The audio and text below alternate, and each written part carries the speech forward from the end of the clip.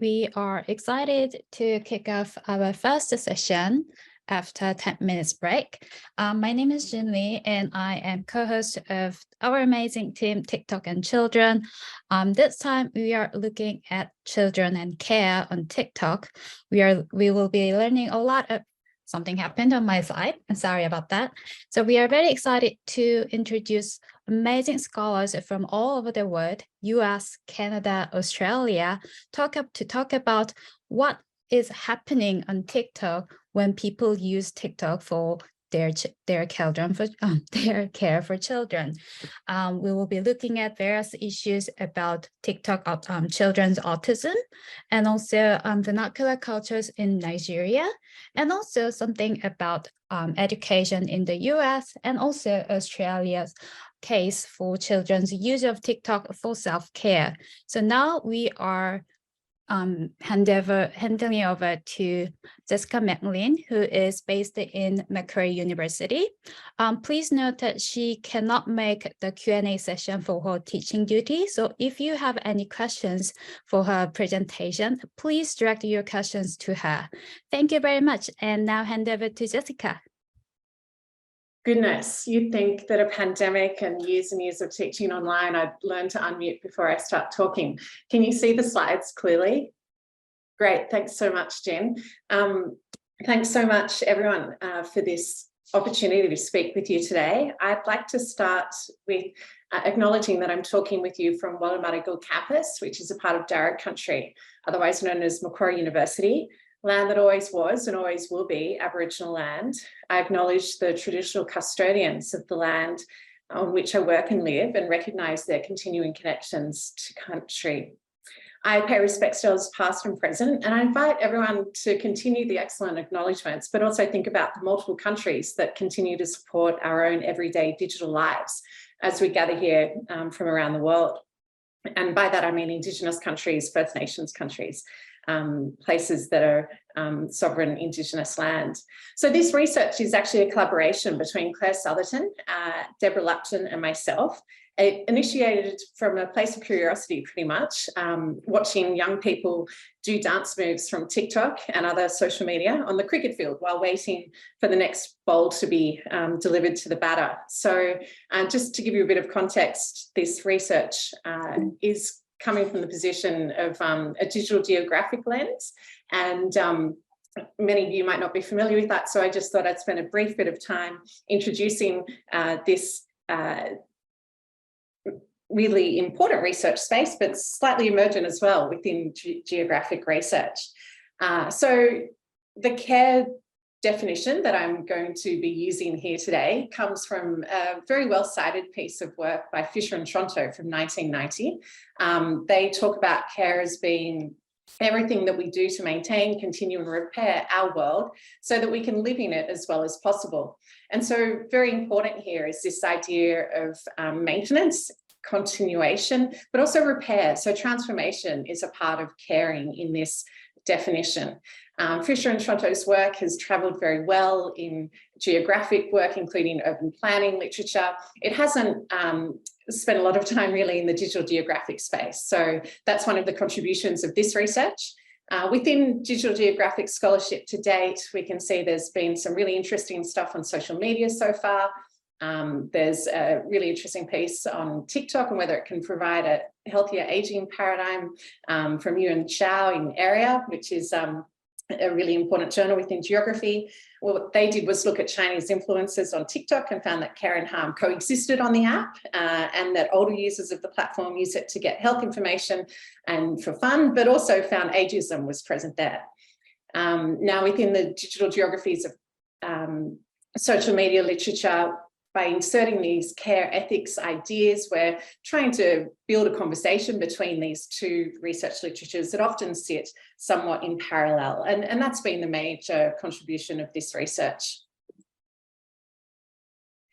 So by way of methodology, this is a relatively small case study. It's a qualitative piece of research. We did 16 interviews with 13 to 17-year-old Australians, actually most living within Sydney region during September, November 2021. So a little while ago now. But the research was done at the height of the pandemic. And so it was really interesting to be able to talk with children and young people about what they were using TikTok for and what they found it to be useful for, or not so much sometimes as well. So we conducted Zoom interviews, which was a technology that they were quite familiar with by then. The interviews lasted for up to 30 minutes or so. And the ethics was approved through Macquarie University. Participants were reimbursed with $25 gift cards. We did have this wonderful short TikTok that Claire produced that we circulated on TikTok to try to recruit people to the research, but we were swamped with a lot of non-genuine participants, and so we had to go through some other informal networks to get participants. We invited participants to share a favourite content creator before the interview, and that was a point of conversation that we started with often, and it was really interesting to see what people thought about what they liked in this space.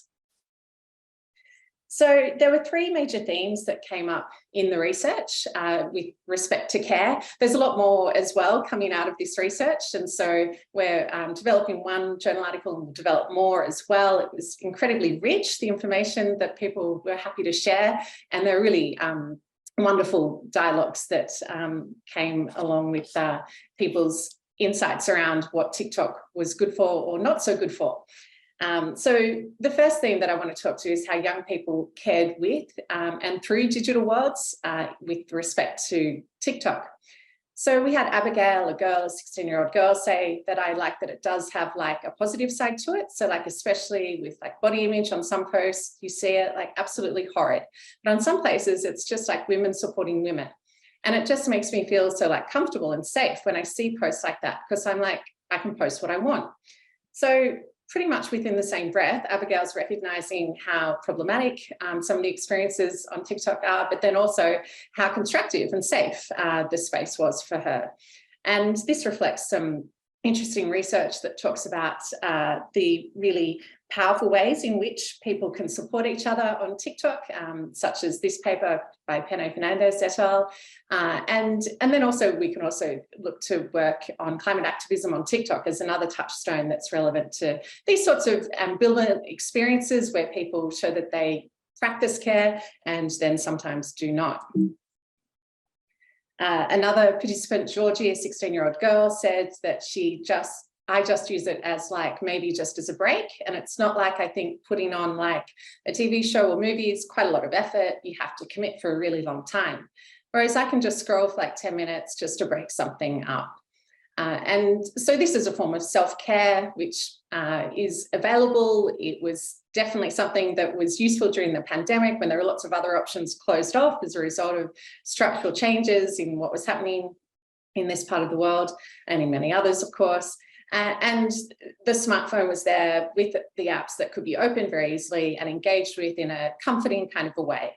And it's not so much a neoliberal self-care technique or, you know, some problematic way that people draw on TikTok. I think in this instance, the people we interviewed really enjoyed being able to tap into this form of entertainment and connection and then share it with others. So it was a constructive self-care activity in that respect.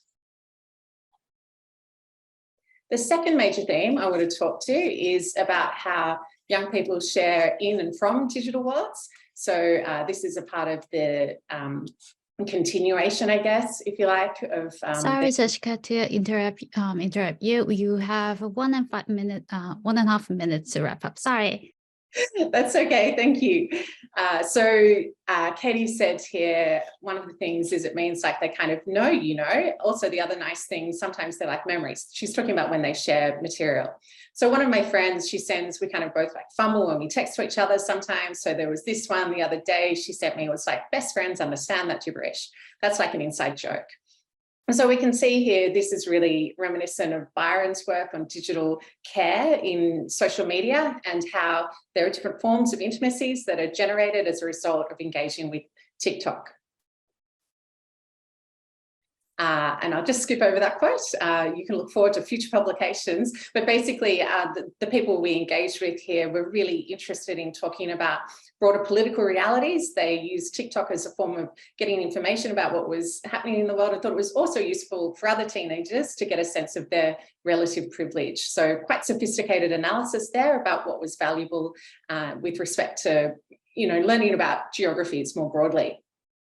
Now, in terms of the reparative stuff that the interviewees reported with respect to TikTok, things that they thought should be improved, Sherry, a 16-year-old girl, said, I think a few things. I think it definitely is a social media platform. And so it definitely has its negatives. So obviously it has some bad body and gender messages, and there's definitely a lot of hate on there. And this resonates with early research by Wyman and Macquarie that talks about how hate spread on TikTok. And last, Georgie described how content creators' livelihoods can be affected by shadow banning in her interview, noting there's a thing called shadow banning, but it's like people get the algorithm, it cuts them out. It may have displaced someone's kind of income. So here we have a strong political economic critique coming from this 16-year-old interviewee, and really complex understanding of the algorithms and processes such as shadow banning. And that certainly echoes research by RAUCHBERG, who'll be speaking soon, I see. So just to conclude, and I've certainly rushed today, I've got to teach this afternoon as well, so I don't want to take up too much time. TikTok facilitated care and connection, stretching care across distance, but it also had some issues that they thought could be addressed. The interviewees definitely were able to critique limiting aspects of the app and could identify feasible ways to repair it. So they cared about TikTok and other users of the app and wanted the app to show care for them. So thanks for listening, and I look forward to hearing the next papers. Thank you so much, Jessica. I know it has been a rush, and also we couldn't make it we couldn't make it to the Q&A, so I understand it. And thank you very much for your insightful analysis about children and also in Australia for their self-connection. Now so we I'll be are here until 12. I'll be here until 5 minutes before the hour. So yeah. Lovely. Thank you so much. And now Jessica, she's based in Canada. Thank you for joining us in the very, very midnight. So yeah, now hand over to you. Excellent. All right. Hi, everyone. My name is Jess RAUCHBERG. I'm a doctoral candidate at McMaster University in Canada. And this work in progress that I'll be sharing today is in collaboration with Meryl Alper, Ellen Simpson, Josh Guberman, and Sarah Feinberg. And in this project, we are assessing how autistic and neurodivergent young people use different features on TikTok to communicate and change cultural conversations about autism through their user bios. And so to begin, we really see that emerging research identifies the ways that TikTok as a platform is a space for youth in general to engage in authentic and self-reflexive content creation. And particularly, our research is interested in disability enclaves, or large and small scale communities who organize on the platform based around a certain identity or shared interest, here around autism or neurodivergence, and how autistic youth and neurodivergent youth are using the hashtag AutisticTalk on the TikTok platform to create a community that potentially can reroute agency for neurodivergent youth. We often see autistic young people and neurodivergent young people having other people speak for them. And so we're interested in how the platform itself and the interaction that autistic youth and neurodivergent youth have with the platform can start changing those conversations. And so we see a lot of similarities between earlier network advocacy, such as actually autistic on Twitter, and how that advocacy is now coming to the TikTok platform. And so actually autistic discourse on social media and social sharing platforms shift dominant autism narratives as a place to talk about diagnosis and care. It's a tool for political organizing and cultural critique. And for the sake of this presentation and this project that we're sharing, we're really interested in how the user biography becomes a space to restoring autism. And by restoring or retelling or revising dominant narratives, we're really interested in how through engagement with different platform features, young people use media to alter ableist cultural conversations about autism and neurodivergence. And here we are really informing our idea of restoring from Remy Yurgo's work on neuroqueerness, or a rejection and queering of ableist ideas about autism, and thinking about more agentic ways to rhetoricize autistic expression and self-experience. And so we focus on the user biography or user bio as a space for users to take narrative ownership by storying how they mediate their identity to other users, and also a way to bring in optimization of views and clicks and have other people engage with your account. And so digital platform affordances are specific to TikTok, but they also can carry out to other platforms such as Instagram, Twitter, Twitch, YouTube. And so we're really interested here in the influence of algo speak or different ways of trying to counter content moderation on the platform by using euphemisms, and we'll show an example in the next slide, and as a way to use algo speak to also make yourself more discoverable on the platform.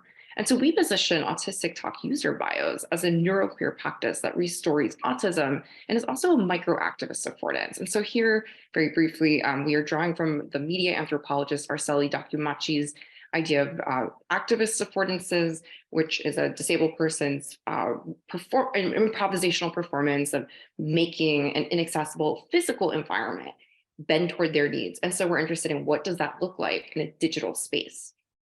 And so here are some examples of algo speak, which you may or may not be familiar with, but these one practice of algo speak is to try to talk about things on the platform and share information and connect with people around topics that may or may not be subject to content moderation by platform moderators. So the first example is a respelling of algorithm as algorithm, but within Autistic Talk communities, there's been a lot of conversation about autism or neurodivergence being spelled out as something that could be censored. So euphemisms like neurospicy arise as a way to try to counter that content moderation.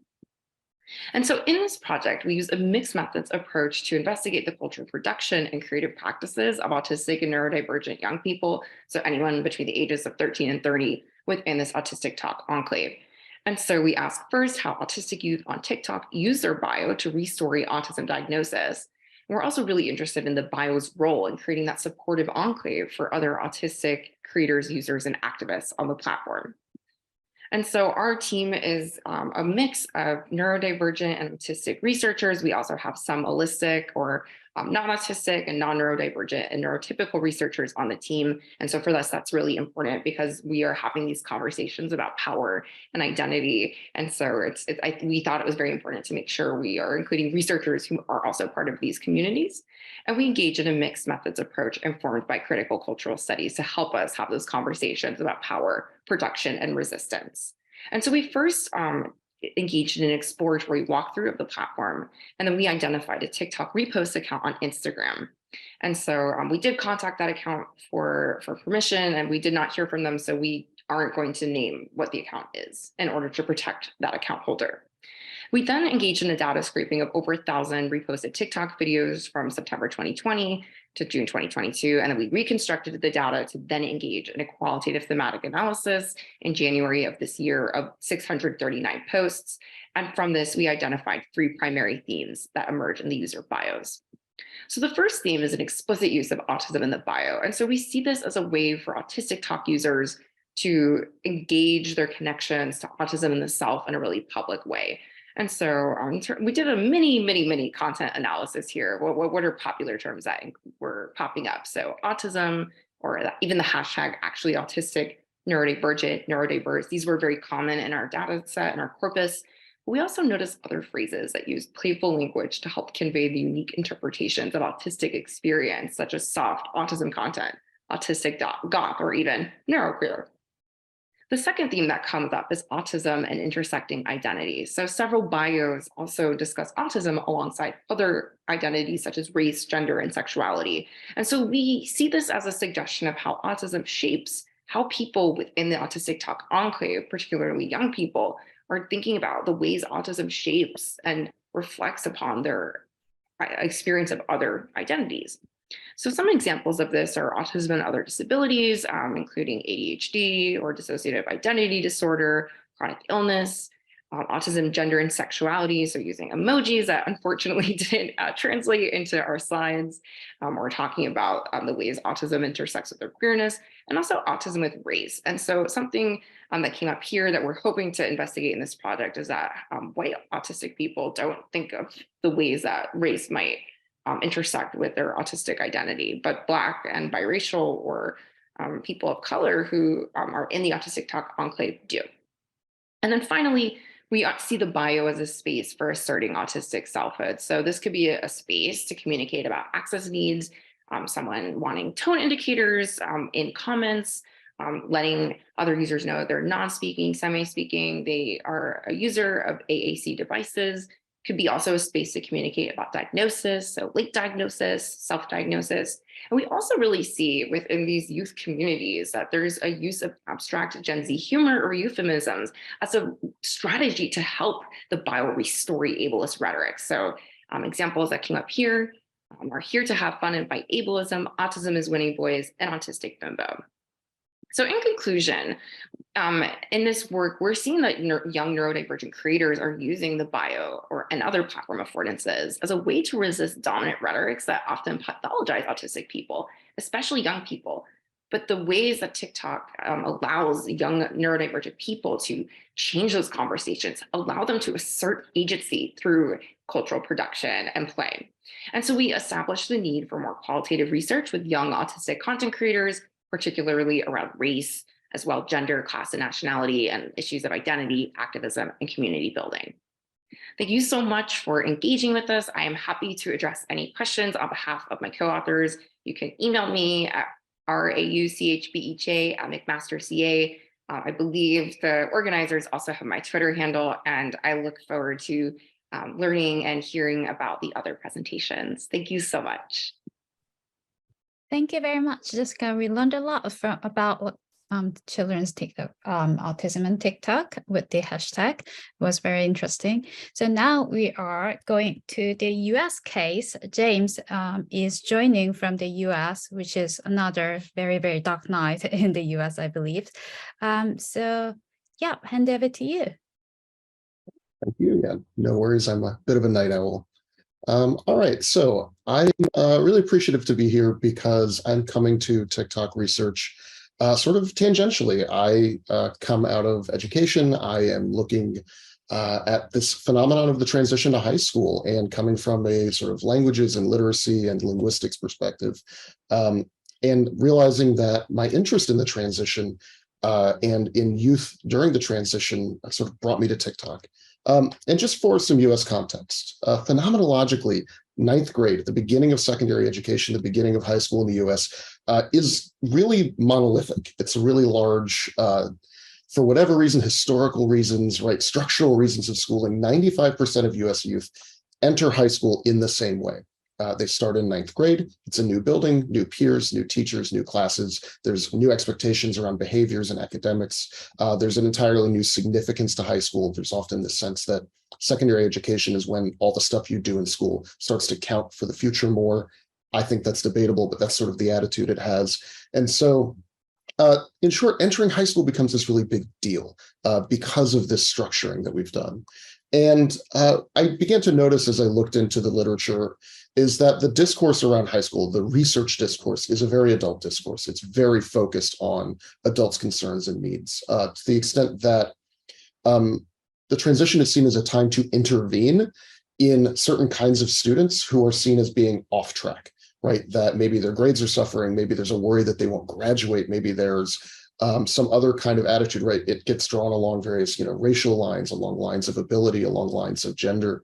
But also that the transition is seen in this very developmentalist lens, and not a true developmentalist lens, right? It wouldn't fit what modern, I think, today's cognitive scientists would say, but rather a flattened notion that everybody's sort of social and emotional and developmental needs are identical because of how old they are. They're all at the same stage. And so you get this focus on quantifiable measures of progress. You get this emphasis on GPA, on credits. And if you do care about students, social well-being or their emotional growth within this literature, it's all secondary to accomplishing those goals.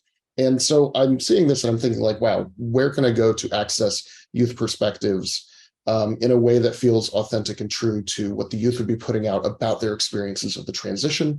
And that brought me to looking at TikTok. So I came with this question.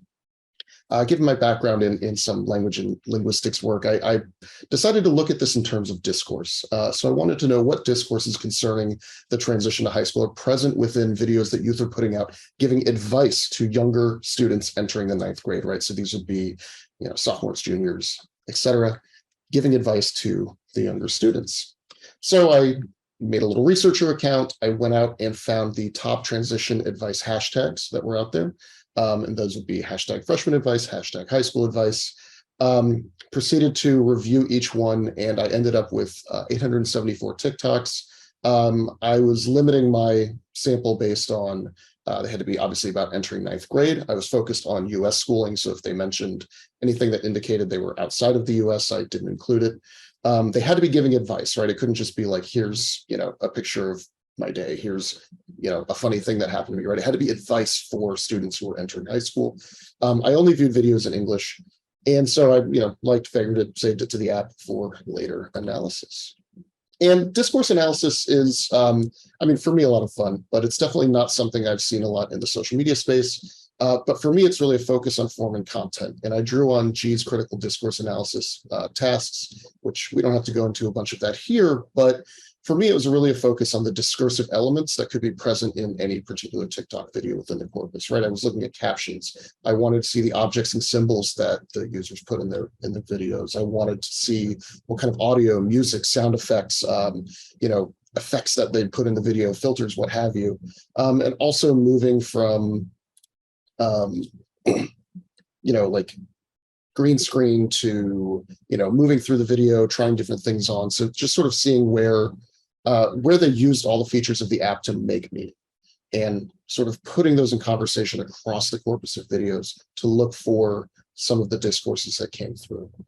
And so I just want to run through sort of the big three that stood out to me. And the first one especially is just the most prominent. And even like in my original viewing, when I was first gathering the videos, I kept asking myself, like, is almost every video talking about this? Is almost every TikTok user giving advice about relationships? And it was a very specific kind of relationship, warning, entering 9th grade, not to have relationships with older students, right? Saying things like they are predators, right? There was this language of predation, that they're there to exploit you, that they want to, that they will cause you emotional and psychological harm. Essentially, the discourse, as I kind of kept going through the videos and analyzing them, I realized, like, there are no representations within this corpus of good relationships between 9th graders and older students. And I also noticed, as I was going through, that within this discourse, there were no representations of same-sex relationships. There was nothing questioning gender roles. There was nothing, it was entirely 9th grade girls and older boys, right? Like, that is how it was all set up. And so that really, that absence spoke just as loudly to me as what I found was being said. The other big finding I had, and this was also almost as prominent, is a really ambivalent attitude toward friendship, and one that seemed to strip agency, that sort of portrayed friendship as something that, like, it just happens. You, as a kid coming to high school, you have no control over your friends, your ability to have friends. They're temporary. You shouldn't put effort into it, right? Stop wasting your time making, and focusing on friends, right? And friends is in quotes. Or they're there to take things from you, right? They're exploitative. They're there to crawl over your desk like roaches and take your knowledge or take your supplies, that you can't trust people. But at the same time, if you did find a good friend, it was like this magical great thing, right? That, a good friend will be there for you in your moments of need. But it wasn't clear. There was no way to, how do you do that? How do you get a good friend, right? Do they just show up? There was no agency involved with it. And I felt that these formal elements, they were less coordinated with an emotional message. It was very, the affect was flat with these. It was often more image-based and showing a still image with, a sound effect and a caption, and just sort of a very ambivalent tone. And then finally, sort of this large set of contradictory ways, telling somebody entering 9th grade to be authentic, to be themselves, often using satire to sort of enact what not to do. But at the same time, drawing very specific boundaries around what counts, right? So stay true to yourself, be authentic, be confident, but also, keep your hair done, don't wear too much makeup, right? Focus on this or that, giving you all these ways to behave that are within the rules, right? So you can be authentically yourself within a limited set of parameters. And that seemed to occur again and again and again, right? So it's like, don't be popular, right? Don't chase popularity, but also like, if you are popular, you're going to have a better time, right? So like those kinds of contradictions kept showing up. And so all in all, I mean, I feel like these discourses, as well as a fourth one that I'll mention in a second, give me a bigger picture about what youth see as important and meaningful within the transition to high school, right? That there's this danger of romance discourse, but also that has, in terms of care, maybe a role, right? That these are students warning other students of potential dangers. The sense of little social agency, that friends aren't worth much, that, if you get a good friend, it's great, but there's nothing you can really do about it. It just happens. And that sort of intense contradictory social pressure, but also considering a fourth discourse. And I'm open to a big discussion about this in terms of like, is this really a discourse? Is this a limitation, right? But that there were gaps, there were silences, there were things that weren't said that I also noticed. So specifically, there was almost no advice for LGBTQ plus youth. There was very little being said about schooling, like as an institution, right? So like, you might make fun of, as a user, you might have advice making fun of people running to class because they're late to class, right? But like, that's the most like questioning of school structures or talking about school structures that you would get. You didn't hear much about academics, you didn't hear much about arts or sports or any of the other big things you might associate and also that are mentioned in the adult literature.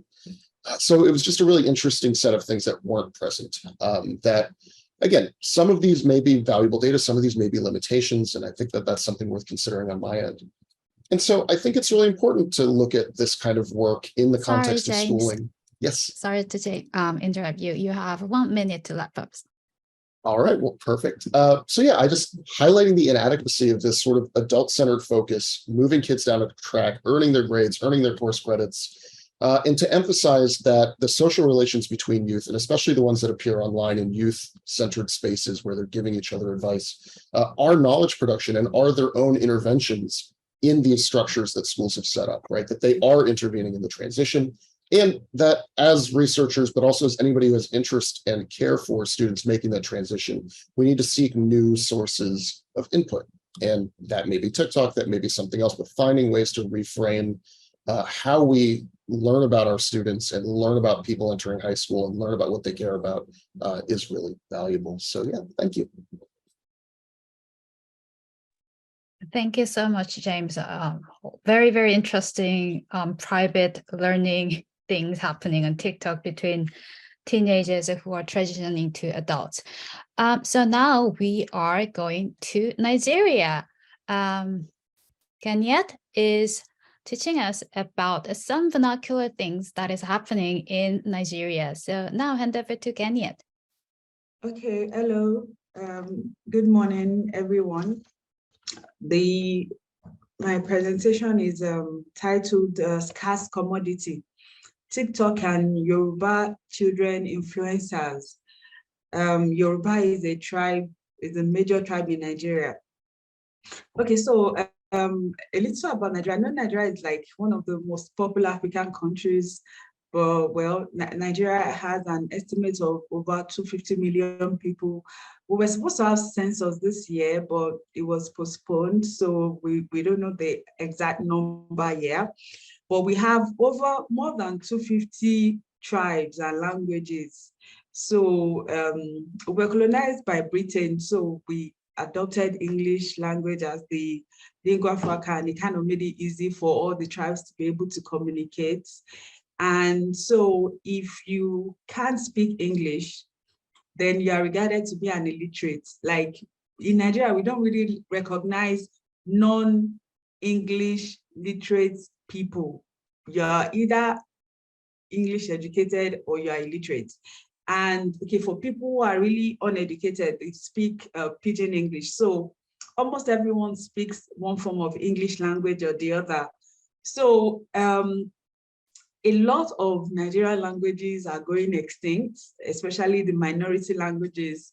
So we actually have only 3 out of over 200 languages that are, that we can say that, they are thriving. So we have Yoruba in the southwest, Hausa in the north, and then Igbo in the southeast. And so the federal government and state governments are trying to ensure that they promote these languages as compulsory subjects in secondary schools. And then state governments establish indigenous language media, whether radio or television in their states, mostly radio, to promote the languages. Now Nigerian kids, especially like from below 30, they are rarely able to speak indigenous languages. The most they can do is maybe mix, but most people, we have a large population of Nigerians who can speak indigenous languages. So, and it's actually seen like a good thing, like you're educated, you're upwardly mobile. So if you find children who can speak indigenous languages, they are supposed to be maybe from the lower class or from extremely poor families. So we're beginning to have a situation where, but we have a very few number of kids who can speak indigenous languages. And right now I'm focusing on Yoruba because of the three main languages. Yoruba language is actually like the one that is actually having the most problem, because the other tribes are able to, they cherish their languages more than the Yoruba language. So it's actually rare to find Yoruba speakers, children who can speak Yoruba language. For instance, in the just concluded general elections in Nigeria in February, March, somebody was going to be the governor of a state and is an indigene of that state, and yet he couldn't speak the language. And it became a political issue. Should we allow somebody who can speak our language to become, our governor? And so I wanted to play a video here, but we now have a crop of young Yoruba speakers below 12 who are on TikTok, and they are amassing a lot of followers and likes because it's a great thing that they are able to speak in Yoruba languages. And so, and the benefit of having TikTok as a platform is because they are able to use it easily to create content. It's very affordable for them. And it also allows them, like, it gives them platforms for other things. For instance, a lot of them are, now getting compare roles, modeling roles. Some of them are beginning to host cable stations or online programs in Yoruba language because they are so popular. And we actually have some of them being invited into to cast in indigenous language films, just because they can speak Yoruba language. And it's like TikTok kind of promotes it, because even if they could speak the language, without TikTok, they are not going to have that platform to be able to, promote themselves, and then people see them. And we actually have a lot of Nigerians, elderly Nigerians or some crops of Nigerians who are not on TikTok. So you find a lot of Nigerians downloading these videos and sharing them on WhatsApp, and Facebook, which are like the most popular platforms that we have. So even people who are not on TikTok, they know these children, and they follow them without following them on TikTok, because they're able to watch their videos through other social media platforms. One challenge that we have is that because their audience are mostly adults, and although they are kids, but the contents are adult themed. And while they can be entertaining for adults, there are concerns about, the effect that, producing adult themed content might have on these kids, number one. Then another thing is, in Nigeria, in the social cultural, like there's this culture in Nigeria, if your parents borrow money from you, you don't expect to get it back. And so whatever money these kids are making from TikTok, and then by extension as compares as or all of these go to their parents. We rarely have a situation where parents see these as businesses and operate it as businesses.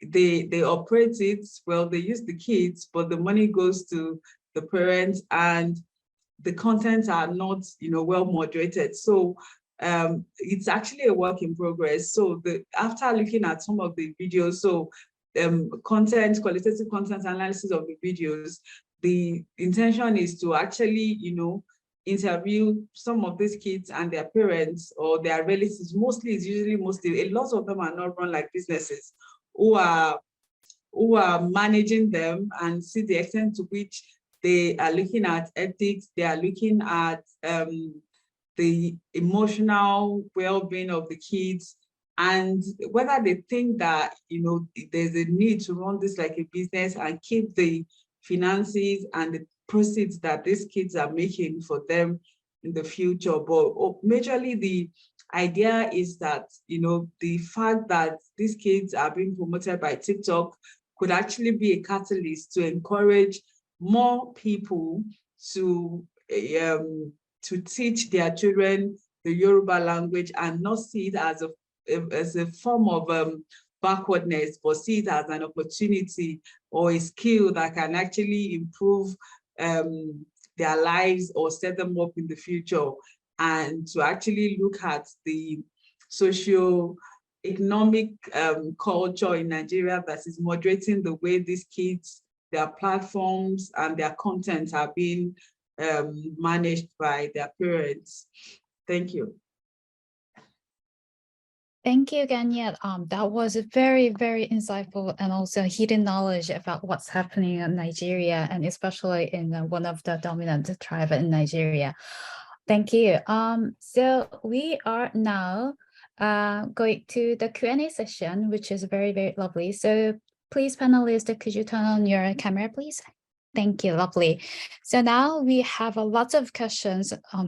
Strangely, they were all sent to my DM accounts on Twitter. So I'm trying to copy and paste the questions so that you can answer them. And also we'll read the questions now. So for Jessica McLean.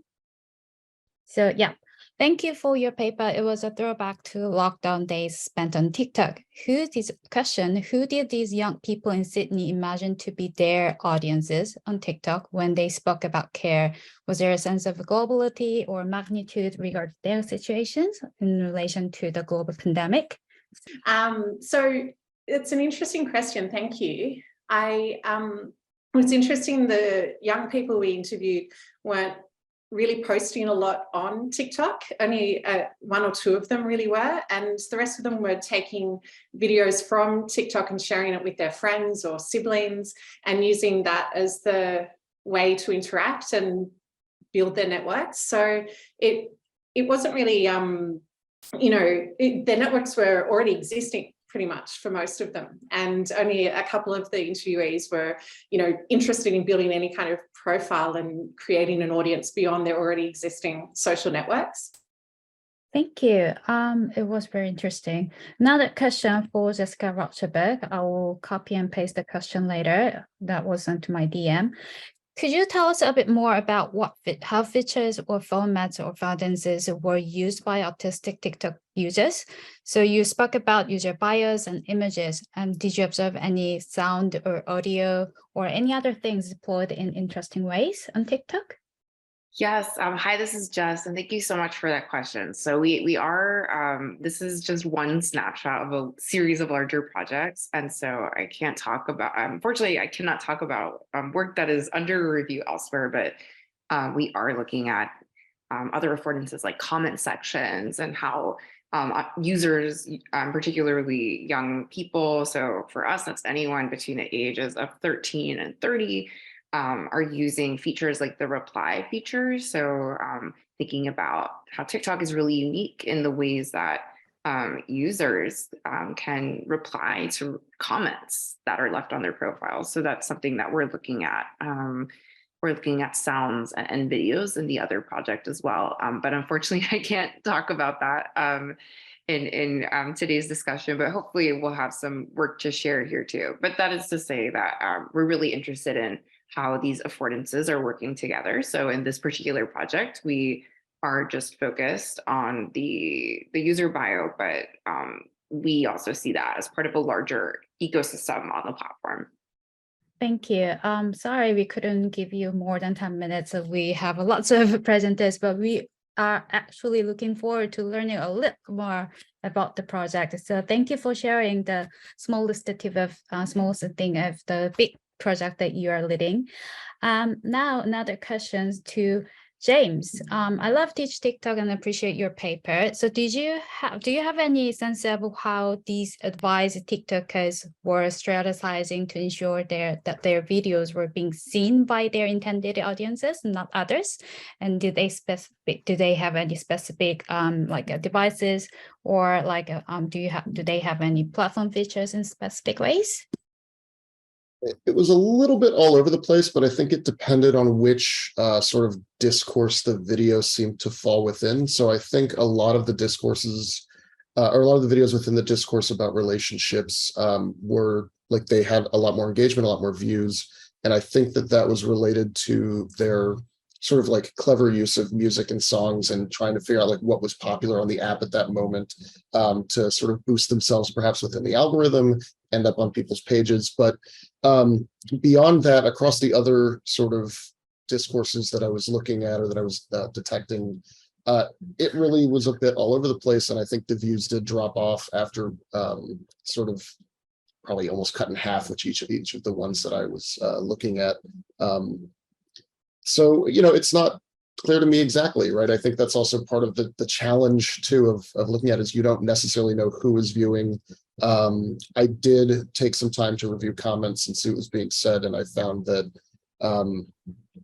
I couldn't quite determine from the comments whether it was, you know, meaningful, right? Like whether the comments themselves were participating or not. And like, it was different from video to video enough that I couldn't find ways to make sense of it necessarily. And so I think, again, that speaks to some of the limitations of using the platform alone and thinking how to use it instead in the context of other ways of also accessing what those experiences are like.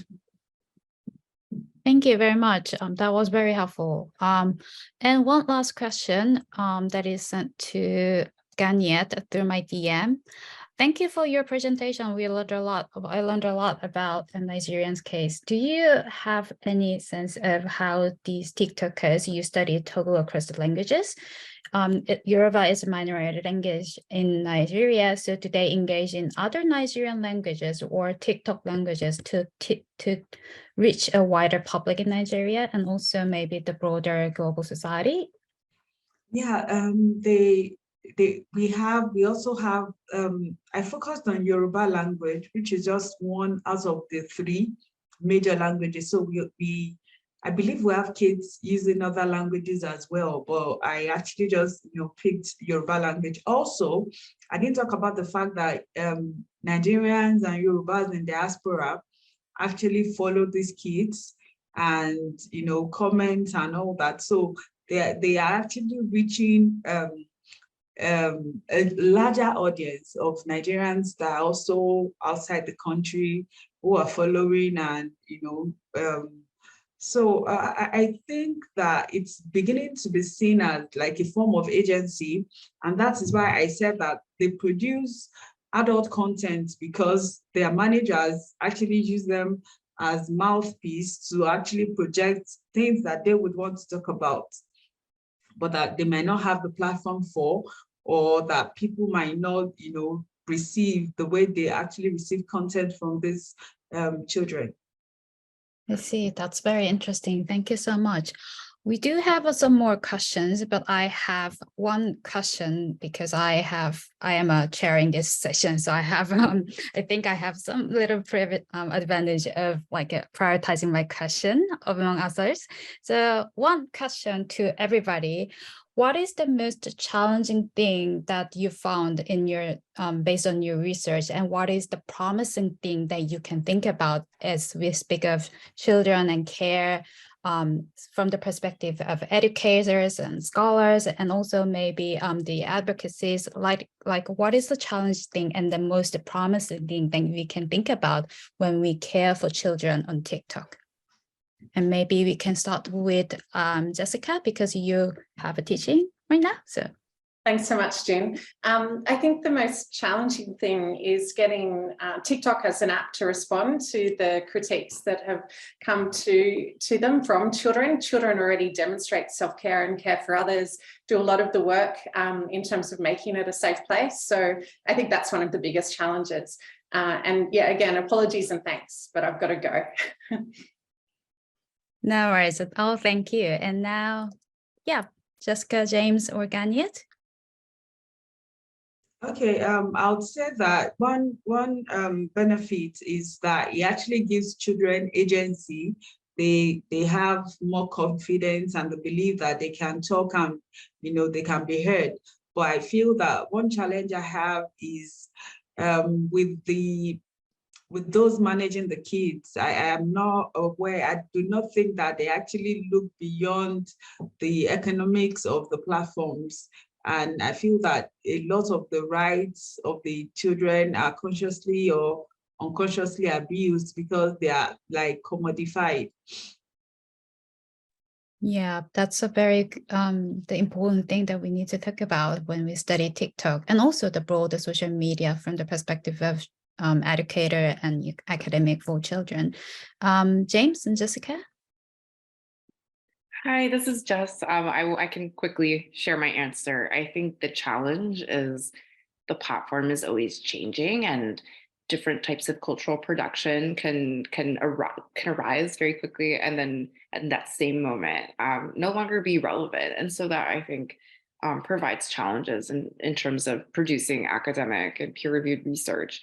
But that, on the other hand, that provides a lot of promise. And I think what we're really excited about is thinking about the ways that neurotypical people often speak for neurodivergent and autistic people, particularly children, and thinking about what TikTok can do as a space for changing that story and providing that agency on your own terms, I think is really exciting, even as we know that sometimes TikTok isn't always a good space for disabled creators, but it does offer a lot on the other hand. And so I think there's a mixed excitement there.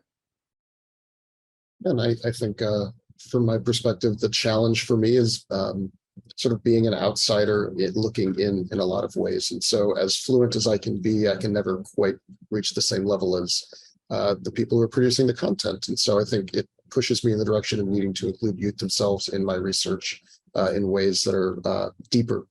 But as far as the positives, I think this is similar to what Jessica mentioned first, Jessica, in saying that, yeah, the youth are on there and they are providing care, right? That they're filling a gap that schools, at least the ones that I've been looking at, don't seem to be interested in filling, and that they are seeing what each other's needs are and responding to it. And I think that that's huge. Yeah, thank you so much for all the amazing panelists, especially joining in a very dark night in Nigeria, Canada, and US. We are very, very thank you. I'm grateful for you two joining us. Now we are taking a 5 minutes break, and then we will come back with Professor Tama Liebe, the chief investigator of the center, to talk about more specific things about parenting on TikTok.